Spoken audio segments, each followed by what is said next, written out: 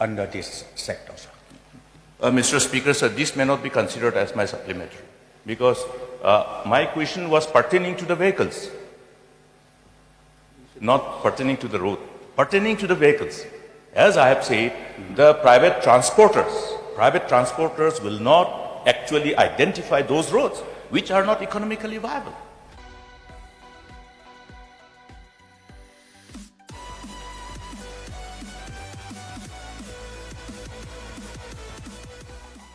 Question number 169.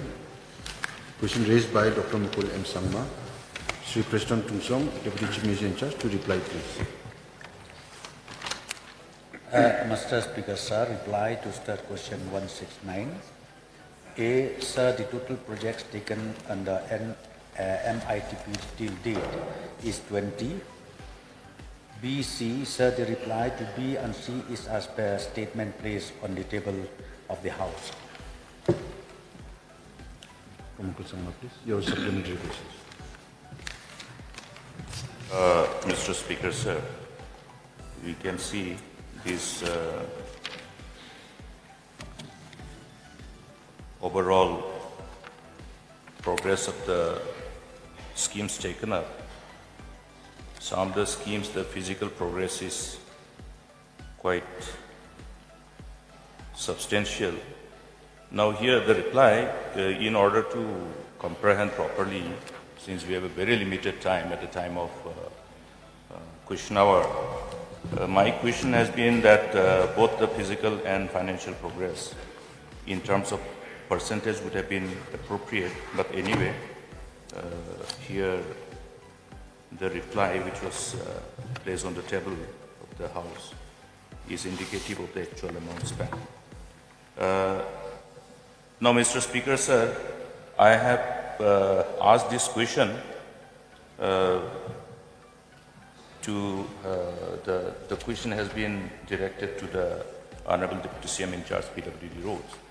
But this scheme also has other components within it. As the name itself indicates, Meghalaya Integrated Transport Program. So therefore, I find that this reply is not complete. May I get a clarity on this, Mr. Speaker, sir? Yes, sir. In fact, the maximum investment out of this MITP is invested in the road sector. Therefore, I reply this question, sir. Of course, other departments also are involved since it is integrated. Of course, it's there, but the detailed record I don't have with me. So, in case if the honorable member, Dr. Mukul Sangma, if you answer, then I require notice for that, sir.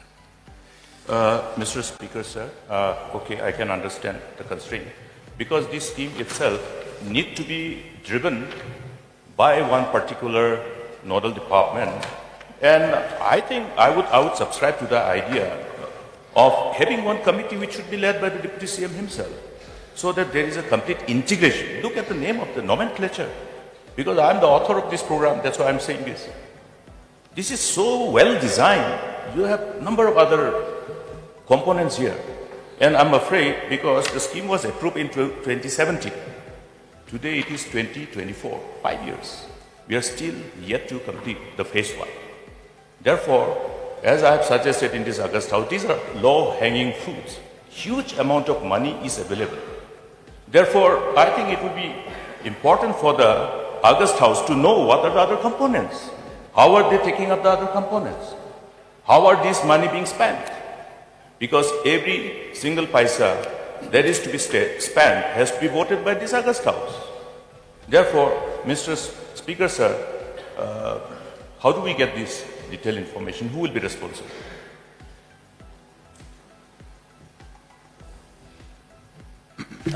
Sir, in fact, from the government side, we are all jointly responsible. What I'm trying to say here is, because see, this reply is relating to PWD alone.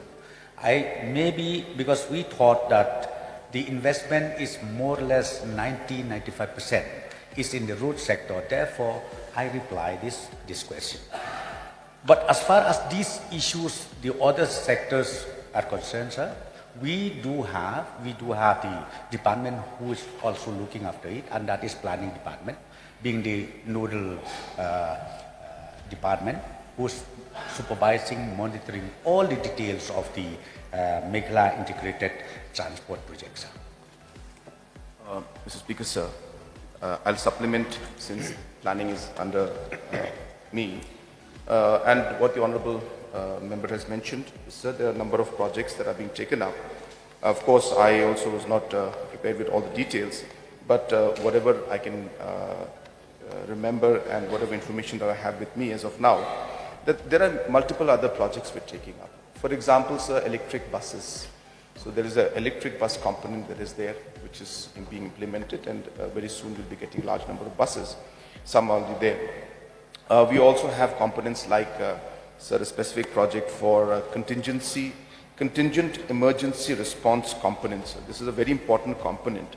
So if you remember, we had a very massive flood last time, about 2 years back, in the entire southern part of the state.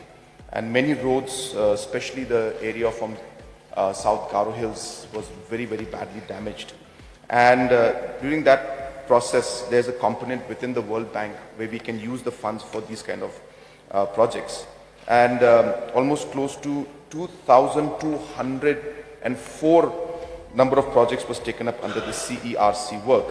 And that was an amount of almost 230 crores.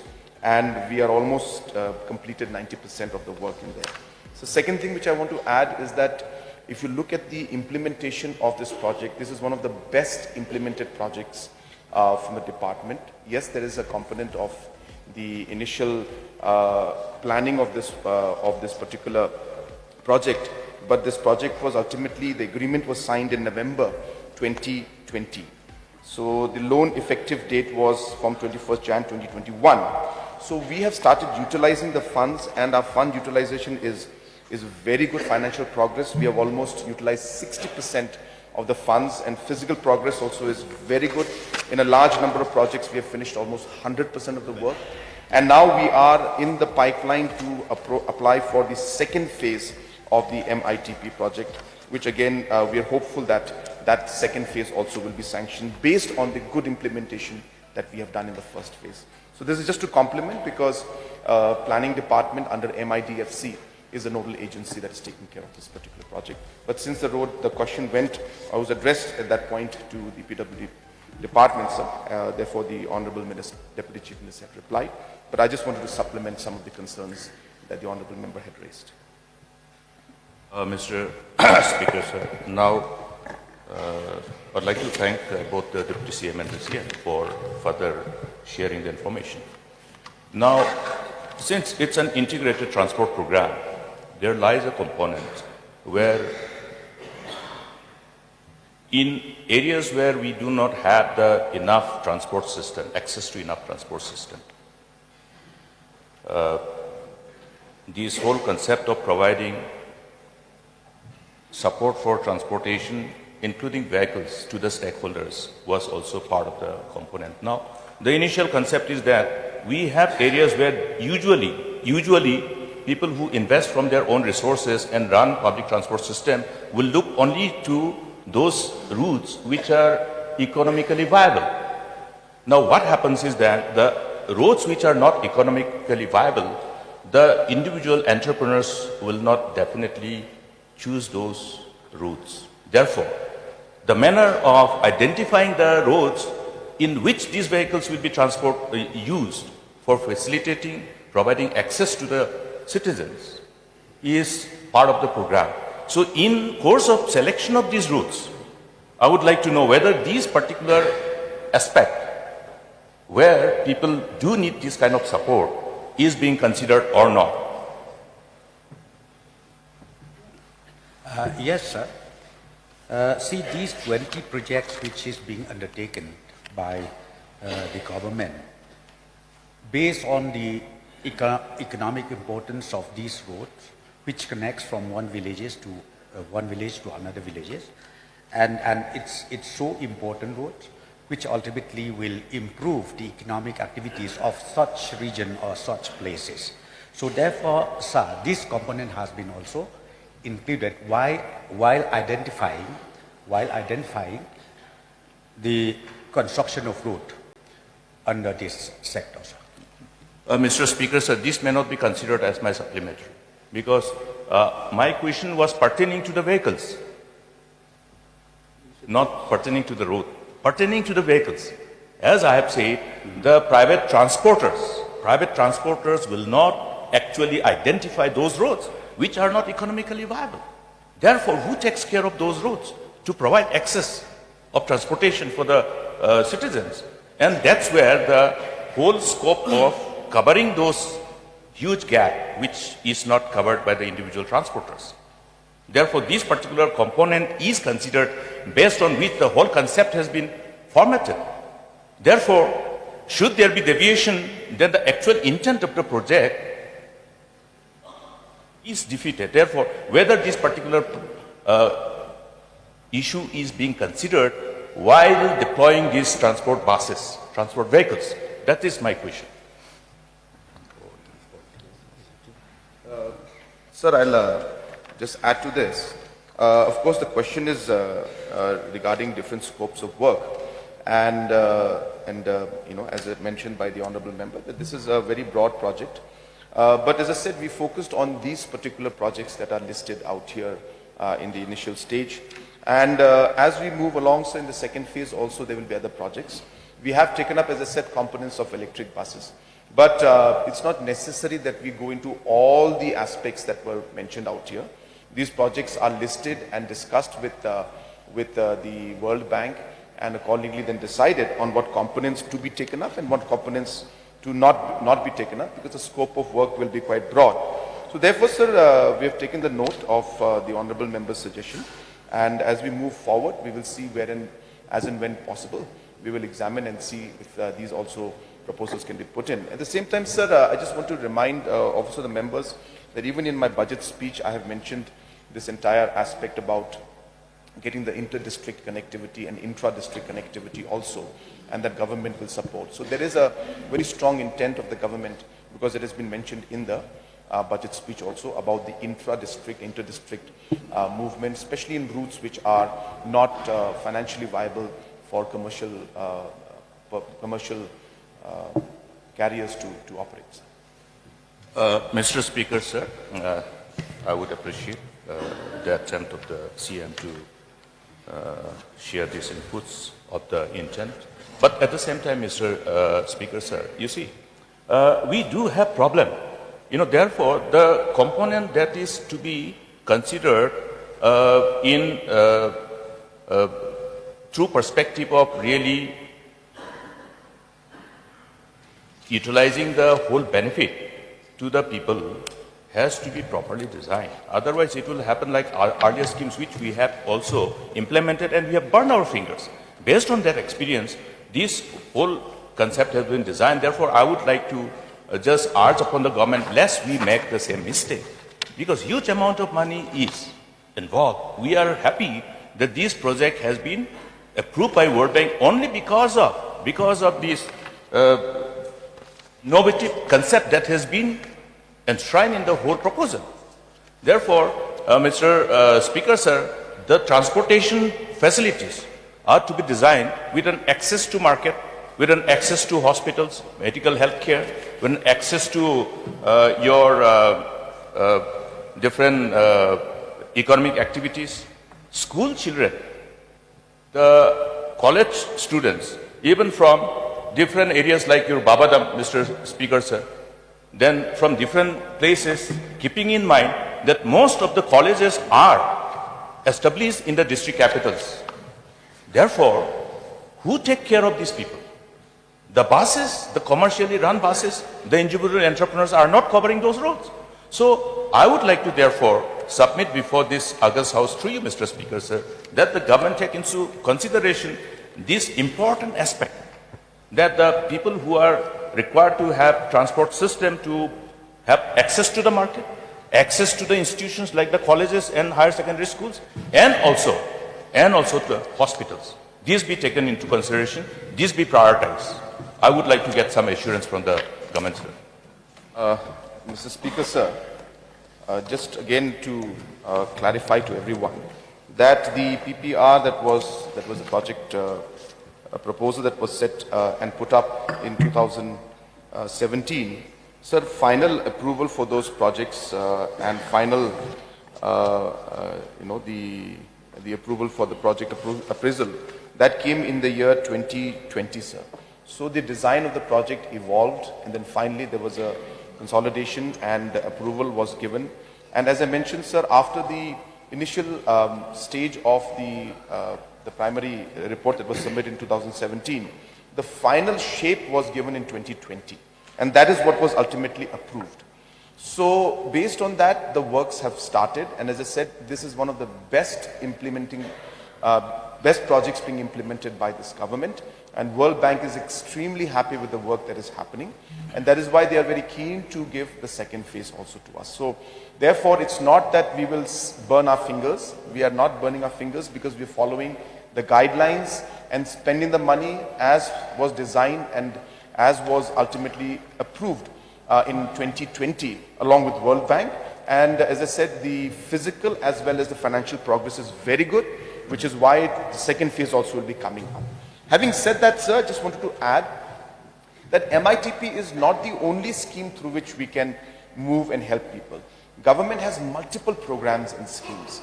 And that is the reason why, if you must have noticed, sir, in the last many years, we have a program under Prime where we provide agriculture vehicles. Till date, we have provided over 100 Mahindra pickups, and we plan to go and give about 500 Mahindra pickups for agriculture and farmers to be able to transport their products from the field to the market areas, all to the different logistical centers. And this is being done as we speak, sir. So there are many other programs through which we are handling this. The programs that we have started for STEMs, through which we are providing school buses in the city. We have plans to expand that to other areas and try to see how we could move to other towns as well as to rural areas. Apart from that, sir, under my Chief Minister's Special Development Fund, hundreds of school buses have been given to many, many schools all across the state, sir. It is countless number of buses and it's having a huge impact. So therefore, sir, there are multiple programs and schemes through which we do this. MITP, as I said, the initial concept that was submitted and moved, the concept then changed, evolved, and 2020 the final proposal was approved by World Bank, and based on that, the work is happening today, and as I said, it's doing very well. And other components and other schemes are there through which we are addressing some of the concerns mentioned by the honorable member. But all the suggestions given by him, sir, have been noted down, and we will continue to make efforts to give more support to the rural areas, especially to the farmers and even to the citizens in general, and definitely, sir, to the school children, so that they can ease the transportation at the rural levels also, sir. Mr. Speaker, sir, see, I think the intent of the questioner is not being comprehended.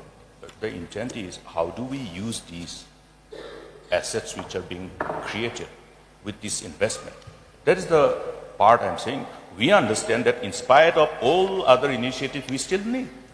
It is not that we have done enough. Therefore, how do we use? Therefore, may I, through you, Mr. Speaker, sir, ask the government that all these other components of projects which have been supported under this MITP be provided to the August House. Our intention is to get the information and see that these projects are being implemented in right earnest. That is the thing. This, whatever submission he has made doesn't provide us that information. We want that information specific to all the components which have been taken up and the design which was followed in identifying the areas where the projects will be implemented. This is the information that we seek. So there's no problem. We can provide the information, sir. Mr. Saling Sarma. Mr. Speaker, sir, any idea or any policy or a good intent is always accepted. Mr. Speaker, sir, when I was looking through the statement placed on the table on the floor of the House, the serial number 1 and number 2, when I was going to Bakmara last time, my people told me that I have to go through the Bangladesh, that border area, not through this main road. When I have seen it's 80% already completed. But to my confusions, whether the statement laid on the table of the House is correct or not. Like Dalu Bakmara Road, 20 kilometers, 84% completed physical progress. And from number 1, Bajingdoba, Resu Belpara, Damra, 75%. Right now, the road condition is so bad, but out here the physical progress is 75%. I'm confused, sir, whether the statement laid on the floor of the table of the House is true or not. So the information is absolutely true. The road that he's talking about, which he took from the border, is the one that is 80% complete. So therefore it is the Dalu Bakmara, the border road. So the one that you traveled in ultimately, that is the road that is being mentioned out here, sir. Regarding the Damra Resubel Para road, sir, I don't know if the honorable member has gone recently. All our MLAs from North Garo Hills are here. They will tell you, sir, that the condition of the road is absolutely great. There is a small section of about maybe 5-6 kilometers, which there had to be a route had to be changed. That part is being done. But the Damra road, Resubel Para road, is the condition is very good, sir, and people are in fact very happy with the construction. And so I don't know which road the honorable member travelled on. So, Excuse me, Mr. Speaker, sir. Which road we are talking about? That is a border road which I have taken, not the Dalu, Dimapara, and then that Kaswapara road. Which road you are talking? Yeah. But this Mendipatar Bajingdoba road, you can ask anybody from the Resu Mendipatar right now. They will just bluntly say this is one of the worst roads. sir, I don't know which road honorable member is talking about. I'm talking about, there is only one road, especially when you're talking about the Sir, I'm Bajingdoba replying. Resubel Para road. I don't disturb. Please allow the reply to be given. Number 1, sir, to reach from Dalu to Bakmara, there is a border road also. The MITP project was for that border road only.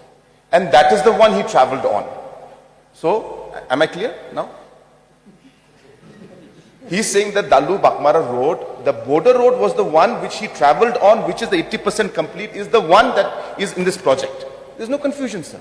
So I'm clear on that, sir, number 1. Number 2, sir, the Resubel the Bajingdoba Mendipatar Resubel Para Damra road. Sir, anybody, I don't know which time he's talking about. Yes, maybe about a year back, year and a half back, there were some concerns. But if you go today, sir, the work progress, in fact, maybe more than 75% if you ask me. But it's 75% complete. Sir, you can go. I don't know what he's referring to, which is absolutely incorrect what he's saying. The road condition is absolutely great right now. It has never been better than what it is right now. I think maybe the honorable members or MLAs who are here from North Garo Hills can certify that, sir, or maybe answer a question. I mean, not answer means give their remarks on it. But the point is, sir, he's misleading the House by saying that is incorrect. The road condition is absolutely great right now. There is one section which needs to be completed, I admit that, but which is very small, sir. I don't have the exact number with me, but maybe about 5, 6, 7 kilometers of patches is pending. But the rest of the road condition is absolutely good, sir. Yes, Baruni, please. Sir, in the year 2017, when I was the minister, sir, I was invited to a function at Mawet. Sir, the road I traveled took me from Longstoin to Mawet almost 4 hours. And I was told by the organization that invited me, Baroni, this road is good. I mean, you can imagine, sir, if it took me 4 hours to reach. And they say that now when you came, the road is better. So you can understand, 23 kilometers, more than 4 hours. But I've seen, sir, I'd request the Honorable Deputy Chief Minister, sir, the people of Mawet, that is the only connectivity to their village, sir. And I've seen the progress is only 14%. So may I request, that is serial number 12. Serial number 12, sir. And since there is, a sanction is, quite adequate, but then the utilization is not even 10%. So may I request the Deputy Chief Minister, sir, since I went there, And I just imagine people have to use that road every day, sir. So may I request the Honorable Deputy Chief Minister, if this also can be taken up, sir, it'll be a feather in your cap, sir. So I'll ask that organization to invite you there when the road is completed.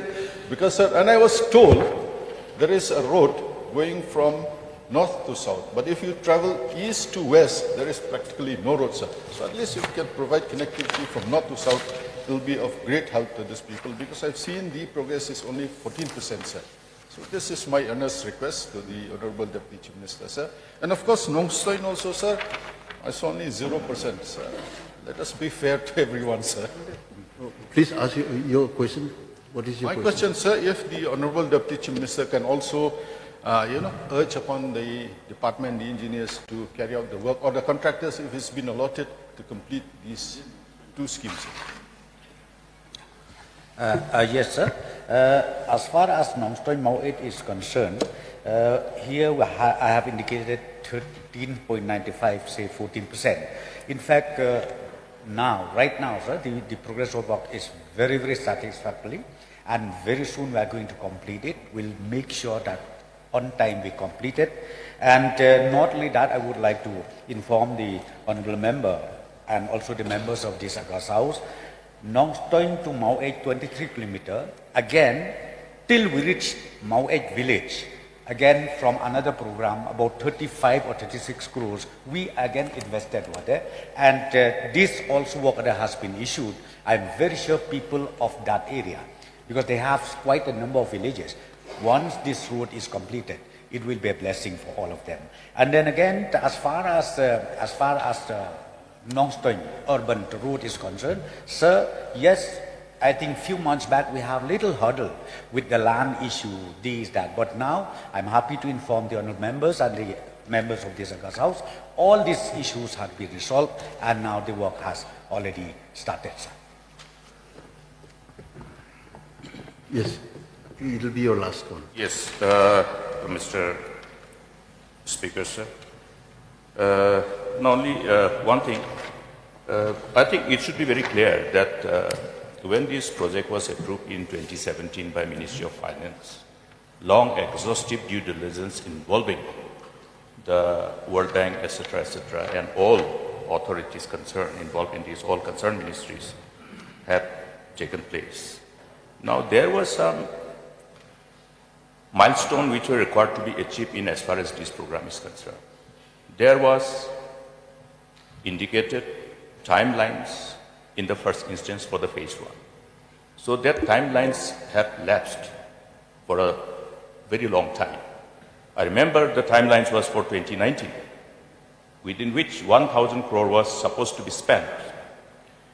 Now I understand that, I could understand the question which was placed as a supplementary from by honorable member from Gambigri. Yes, I also came back from North Karwitz just a few days back.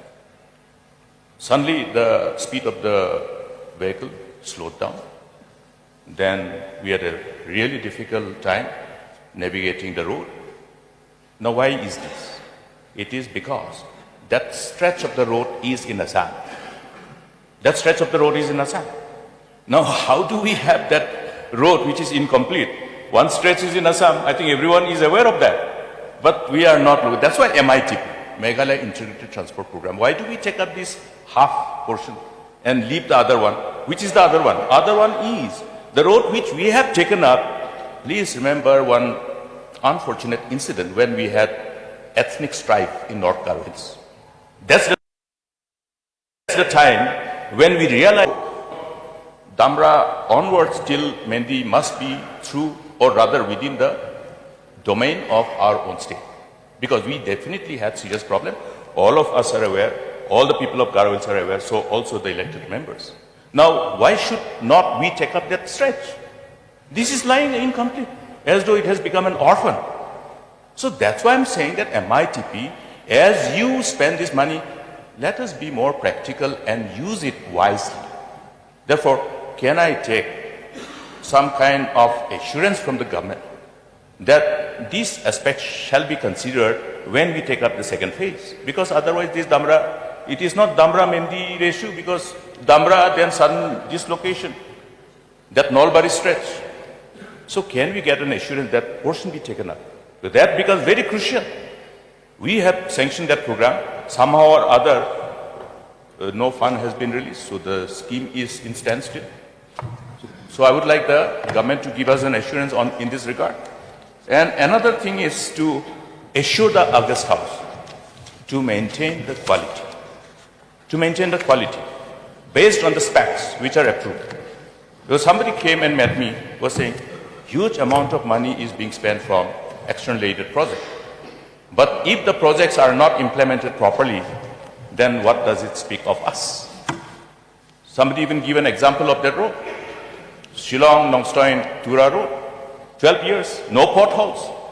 But other roads which are being implemented under this program, even before they are completed, they are having potholes. So I would like to get an assurance from the government that the quality must be maintained and there should not be any compromise on the quality of the road. So the concerns of the Honorable MLA regarding the sections in Assam. So some part has been addressed because there is a diversion in one part. I don't exactly remember the names of the villages. And the other part, of course, we will examine the possibility of diverting that. But we could have, in fact, when you had done the initial design in 2017, it was not most probably there, even in 2017 also, I'm presuming. So therefore, we continued with that design itself, and we moved forward with whatever designs we had received in 2017, and we moved forward with the project. But sir, I just want to add to this that, of course, we'll take the suggestions, sir, and definitely try to work on this. Another point, sir, I'd like to make is that the delay that he mentioned. Sir, the initial project appraisal that is done, document that is done, sir, is a concept note which is cleared in 2017, sir. After that, it takes almost 2 years for us to actually go into the DPR stage and the PAD stage. So therefore, it's a very detailed planning that's done, and it's done along with World Bank. So they're very much involved in this. So hence, by 2020 is the time when we were able to finally sign the loan agreement and the project agreement in 2020, sir. So therefore, these things take time.